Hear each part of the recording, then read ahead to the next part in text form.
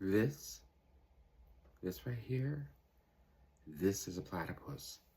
And the first time scientists saw one, they thought it was a scam. A stitched together, mixed up, made up fabrication of a hot mess. They thought it had been sent to mock science in Europe. Then they cut it open. They were looking for a hoax because surely you can't have a duckbill on a mammal that lays eggs, produces milk, has webbed feet, a beaver tail, and venom. That's not biology. That is blasphemy. But the platypus never flinched, never begged to be understood, never apologized for existing in contradictions. It just kept living.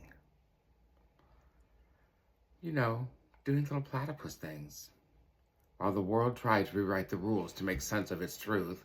And that, my friend, is the entire damn point of becoming. Becoming is not about blending in. It is about breaking out of the labels, out of the shame, out of the little boxes that never had space for all of your pieces. You see, they want you digestible. Little tiny pieces, predictable, anticipated, one-note melody that they can hum without discomfort. But you, my dear, you are a symphony in a thunderstorm. You are jazz in a jail cell. You are a platypus. And they just do not know what to do with you. With something that shouldn't exist. But guess what? You do. Let me say this slowly for the people way back there. I mean, way back there in the back row. They're still trying to categorize others like my museum exhibits. Y'all, different doesn't mean broken. Weird doesn't mean wrong. And mixed up might just be a masterpiece. A one of a kind. You think trauma may be chaotic? You should see the order that I've carved from it in my world. You think that my autism and my hyperintelligence is a glitch? No, that is source code, a language far too advanced for your basic binary understanding. You call me dramatic for crying when I really just cared too deeply. I call it passion with nerve endings, empathy with no mute button. Bad? No, not at all.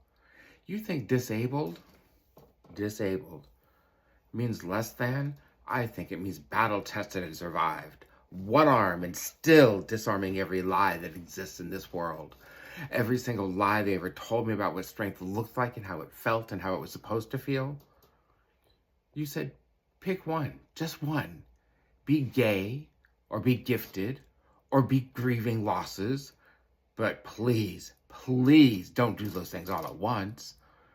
I said, sorry, love, the buffet is opened, and I am all of the above and seconds to go.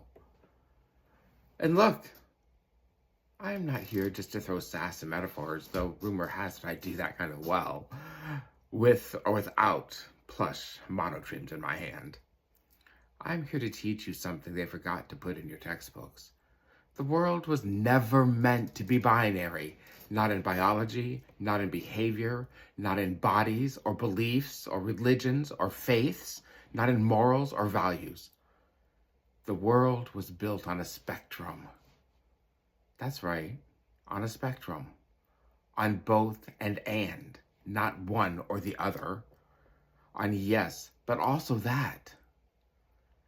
The platypus proves it. Nature herself said, let me show you what happens when I stop trying to please you and I start making art, creating masterpieces. So this is your wake-up call, your reminder that identity is not a spreadsheet, that healing is not linear, and none of us owe the world a palatable version of our truth. You don't have to fit in. You don't have to shrink. You do not have to explain. You should not feel too much or not enough, or both before breakfast in your coffee, or hot chocolate, or whatever you drink after breakfast, if you eat breakfast. You were never the mistake. You were the mirror shoved in the system's face that had grown too arrogant to reflect upon itself.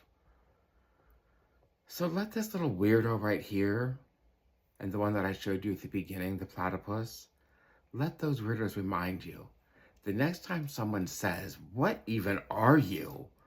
say it with your whole chest, your whole tangled, beautiful, uncontainable self. I am becoming. Like the platypus, I was never meant to fit your mold.